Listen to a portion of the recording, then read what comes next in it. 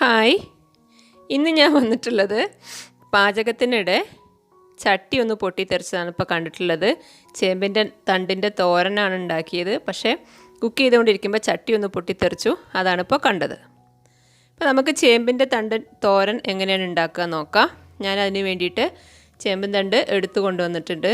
ഞങ്ങളുടെ നാട്ടിലൊക്കെ താള് എന്നാണ് ഇതിന് പറയുക. ഓരോ നാട്ടിൽ എന്താ പറയുക എന്നറിയില്ല. നന്നായിട്ട് കഴുകി വൃത്തിയാക്കണം. ഇതിൻ്റെ ഈ കനാൽ പോലത്തെ ഈ സൈഡൊക്കെ ഉണ്ടല്ലോ, അതെല്ലാം നല്ല വൃത്തിയാക്കണം. അതിൻ്റെ അകത്തൊക്കെ നിറയെ പൊടി മണ്ണൊക്കെ ഉണ്ടാവും. അപ്പോൾ ഇതാ ഇതുപോലെ ഞാനിപ്പോൾ 2-3 കഷ്ണങ്ങളായിട്ട് മുറിച്ചിട്ട് തൊലി കഴിയുന്ന അത്രയും കളഞ്ഞെടുക്കുക. കംപ്ലീറ്റ് ആയിട്ട് നമുക്ക് കളഞ്ഞെടുക്കാൻ പറ്റില്ല. പക്ഷേ ഇത് നന്നായിട്ട് സൂക്ഷിച്ച് തന്നെ വേണം നമ്മൾ ചെയ്യാൻ. കാരണം പുഴുവൊക്കെ വന്നിരിക്കാൻ സാധ്യതയുള്ളൊരു സംഭവമാണ്. അതുകൊണ്ട് തന്നെ നന്നായിട്ട് ശ്രദ്ധിച്ച് വേണം വൃത്തിയാക്കി എടുക്കാൻ. ഓരോന്നും പ്രത്യേകം എടുത്ത് കഴിയുന്ന അത്രയും തൊലിയൊക്കെ കളഞ്ഞിട്ട് വൃത്തിയാക്കി എടുക്കുക. കംപ്ലീറ്റ് ആയിട്ട് കളയുന്നൊന്നുമില്ല. ഞാൻ എന്നാലും ഒരു ഏകദേശം വൃത്തിയാക്കി എടുത്തിട്ടുണ്ട്. ഞാൻ ആദ്യം ഇത് മൺചട്ടിയിലാണ് ഉണ്ടാക്കിയത്. ആ സമയത്താണ് ചട്ടി പൊട്ടിത്തെറിച്ചത്. സാധാരണ ഇപ്പം നമ്മൾ ഇത് വെച്ചിട്ട് കറിയൊക്കെ ഉണ്ടാക്കാറുണ്ട്. പക്ഷെ തോരൻ അധികം പേരും അങ്ങനെ ചെയ്ത് കണ്ടിട്ടില്ല. പെട്ടെന്ന് തന്നെ ഉണ്ടാക്കിയെടുക്കുക. അത് അധിക സമയം വേവൊന്നും വേണ്ട. സാധാരണ ചിലരൊക്കെ കുക്കറിലൊക്കെ വേവിക്കുക. അത്രയ്ക്കൊന്നും ആവശ്യമില്ല. ഈസി ആയിട്ട് തന്നെ ചെറുതായിട്ട് അരിഞ്ഞാൽ നമുക്ക് ഇത് വെച്ച് നല്ല അടിപൊളി തോരൻ ഉണ്ടാക്കിയെടുക്കുക. പക്ഷെ ക്ലീൻ ചെയ്യുമ്പോൾ നന്നായിട്ട് സൂക്ഷിക്കണം. ഞാനിപ്പോൾ അതെല്ലാം വൃത്തിയാക്കി കഴുകി, ഒന്നുകൂടി കഴുകി. ഞാൻ ആദ്യം കഴുകിയിട്ടാണ് തൊലി കളഞ്ഞത്. എന്നിട്ട് വൃത്തിയാക്കി കൊണ്ടുവന്ന് വെച്ചിട്ടുണ്ട്. ഇനി നമ്മളിത് അരിഞ്ഞെടുക്കണം. ഇതാ ഇങ്ങനെയാണ് ചെറുതായിട്ടൊന്ന് കൊത്തി 3-4 ഭാഗത്തേക്കൊന്ന് കൊത്തിയിട്ട് ഇതാ ഇതുപോലെ കുഞ്ഞായിട്ട് അരിഞ്ഞെടുക്കുക. പരമാവധി ചെറുതാക്കി അരിഞ്ഞെടുക്കുക. കാരണം നമ്മൾ കുക്കറിലൊന്നും ഇട്ടിട്ടല്ല, വെറുതെ ചട്ടിയിലിട്ടിട്ടാണ്. സാധാരണ ഇപ്പം നമ്മൾ ക്യാബേജ് പയറൊക്കെ തോരൻ വെക്കണേ അതുപോലെയാണ്. അപ്പോൾ അറിയാലോ, ഒരുപാട് സമയം കൊടുക്കണില്ല. അപ്പോൾ ചെറുതായിട്ട് അരിഞ്ഞെടുക്കുക.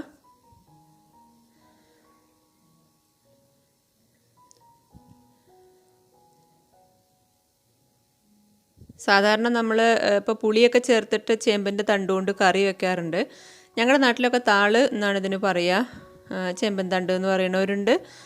എങ്കിൽ പോലും താള് എന്ന് പറയുമ്പോൾ ഈസി ആയിട്ട് ഏത് ചേമ്പിൻ്റെ തണ്ടായാലും, ഇപ്പോൾ ഇത് വലിയ ചേമ്പിൻ്റെ ആണ്, ചെറിയ ചേമ്പിൻ്റെ ആയാലും ഈ പേരിൽ തന്നെ പറയുക. എല്ലാം ഏത് ചേമ്പിൻ്റെ ആയാലും നല്ല ടേസ്റ്റാണ്. ഞാനിപ്പോൾ ഇതാ മൊത്തത്തിൽ അരിഞ്ഞെടുത്തിട്ടുണ്ട്. കാണുമ്പോൾ ഒരുപാടുണ്ട്, പക്ഷേ വെന്ത് കഴിയുമ്പോൾ വളരെ കുറച്ചേ ഉണ്ടാവുള്ളൂ. ഇതാ ഈ വലുപ്പത്തിലാണ് അരിഞ്ഞെടുത്തിട്ടുള്ളത്.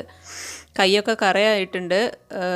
കുറച്ച് എണ്ണ എന്തെങ്കിലും ആക്കുന്നത് നല്ലതാണ് കയ്യിൽ അരിയുന്നതിന് മുമ്പ്. അപ്പോൾ ഞാൻ മൺചട്ടി അടുപ്പത്ത് വെച്ചിട്ടുണ്ട്. 2 ടീസ്പൂൺ വെളിച്ചെണ്ണ ഒഴിക്കുന്നുണ്ട്. ഈ ചട്ടിയാണ് പൊട്ടിത്തെറിച്ചത്. അത് സ്ഥിരമായി ഞാൻ ഉപയോഗിക്കുന്ന ചട്ടി തന്നെയാണ്. ഒരുപാട് പഴക്കമൊന്നുമില്ല. എന്നാൽ പോലും അതിലേക്ക് ഞാനൊരു 1/4 ടീസ്പൂൺ കടുകിട്ട് കൊടുക്കുന്നുണ്ട്. കഷ്ടകാലത്തിന് കടുകിട്ടപ്പോൾ ഒന്ന് സ്ഥാനം മാറിപ്പോയി. എണ്ണയിലേക്ക് ഡയറക്റ്റായിട്ടല്ല ഇട്ടത്. ഞാനതൊന്ന് ചുറ്റിച്ചു. കടുക് പൊട്ടുന്ന സമയം കൊണ്ടിതാ ചട്ടി പൊട്ടിത്തെറിച്ചു. ഞാനൊരു പച്ചമുളക് എടുക്കാൻ വേണ്ടിയിട്ട് പോയതാണ്.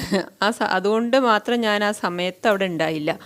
അല്ലെങ്കിൽ ഞാൻ അതിൻ്റെ അടുത്ത് തന്നെ നിൽക്കുകയായിരിക്കും. ചിലപ്പോൾ കണ്ണിലേക്ക് പൊട്ടിത്തെറിക്കും.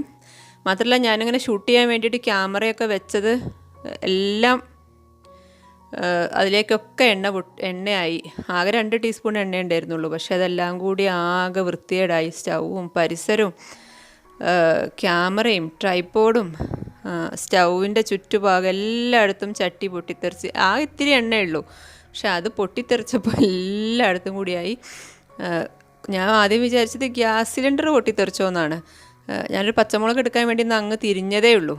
അപ്പോഴേക്ക് നല്ല സൗണ്ടിൽ തിരിഞ്ഞു നോക്കുമ്പം പ്രത്യേകിച്ചൊന്നും ആദ്യം ശ്രദ്ധിച്ചില്ല. പിന്നെയാണ് ചട്ടി പൊട്ടി കിടക്കുന്നത് കണ്ടത്. ഞാൻ വേഗം വന്ന് സ്റ്റൗ ഓഫ് ചെയ്തു.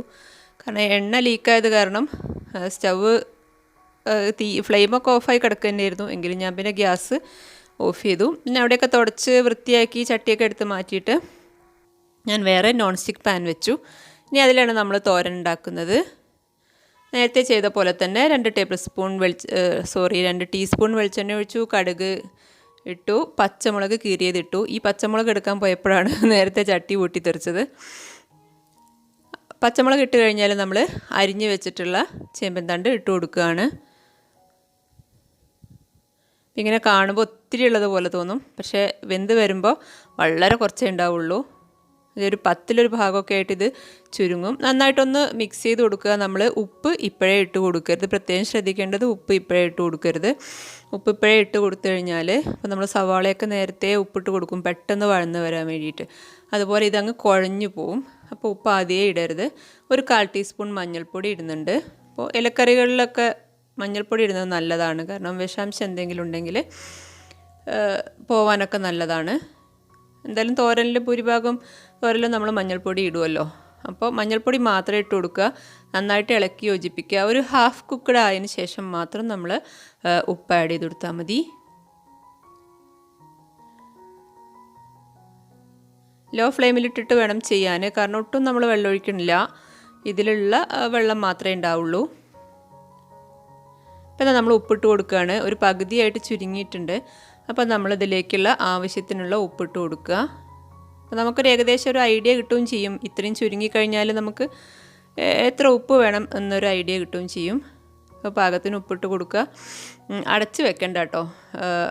ഇത് ചെമ്പന്താണ്ട് ഇട്ട് കഴിഞ്ഞാൽ നമ്മൾ അടച്ച് വെക്കണ്ട. അടച്ച് വെക്കും തോറും അതിൽ വെള്ളം ഇങ്ങനെ ഉണ്ടായി വരിക ചെയ്യുക. അപ്പോൾ അടച്ച് വെക്കാതെ തുറന്നിട്ടിട്ട് തന്നെ ഇതാ ഇങ്ങനെ ആക്കിയെടുക്കുക. ഇത് തേങ്ങ ചിരവിയതാണ്.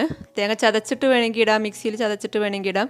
ഞാൻ ജസ്റ്റ് തേങ്ങ ചിരവിയത് അങ്ങനെ തന്നെ അങ്ങ് ഇട്ട് കൊടുത്തു. ഒരു പിടിയാണ് ഇട്ട് കൊടുത്തത്. ഓരോരുത്തരുടെ ഇഷ്ടത്തിനനുസരിച്ച് ചെയ്യാം. കുറച്ച് ഒരു 1/4 കപ്പൊക്കെ വേണമെങ്കിൽ ഇടാം.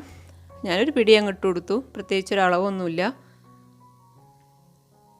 നന്നായി വെന്തതിന് ശേഷം ഇട്ട് കൊടുത്താൽ മതി. തേങ്ങ അങ്ങനെ ഒരുപാട് വേവണം എന്നൊന്നുമില്ല. തേങ്ങ അതുമായിട്ടൊന്ന് മിക്സ് ആവണം എന്നേ ഉള്ളൂ. ഇതൊന്ന് നന്നായിട്ട് തേങ്ങയും അതുപോലെ ഈ ചേമ്പൻ തണ്ടും എല്ലാം കൂടി ഒന്ന് മിക്സ് ചെയ്ത് യോജിപ്പിച്ച് കഴിഞ്ഞാൽ സംഭവം റെഡിയായി. വേറെ ഇനി ഇതിലൊന്നും ചെയ്യാനില്ല. ഇപ്പോൾ കണ്ടോ, നമ്മൾ ഇടുമ്പോൾ ഒരു പാത്രം നിറയെ ഉണ്ടായിരുന്നു. ഇപ്പോൾ അത് ചുരുങ്ങി ഇത്രയായിട്ടുണ്ട്. നമ്മൾ ടേസ്റ്റി ആയിട്ടുള്ള തോരൻ റെഡിയാണ്. പ്രത്യേകം ശ്രദ്ധിക്കേണ്ടത് ഇട്ട ഉടനെ തന്നെ ഉപ്പിടരുത്. അപ്പോൾ ഇതാണ് ഇന്നത്തെ വീഡിയോ. നിങ്ങൾക്ക് വീഡിയോ ഇഷ്ടമായി കാണുമെന്ന് വിചാരിക്കുന്നു. വീഡിയോ ഇഷ്ടമായി കഴിഞ്ഞാൽ ചാനലൊന്ന് സബ്സ്ക്രൈബ് ചെയ്യുക, ലൈക്ക് ചെയ്യുക, കമൻറ്റ് ചെയ്യുക. Thank you.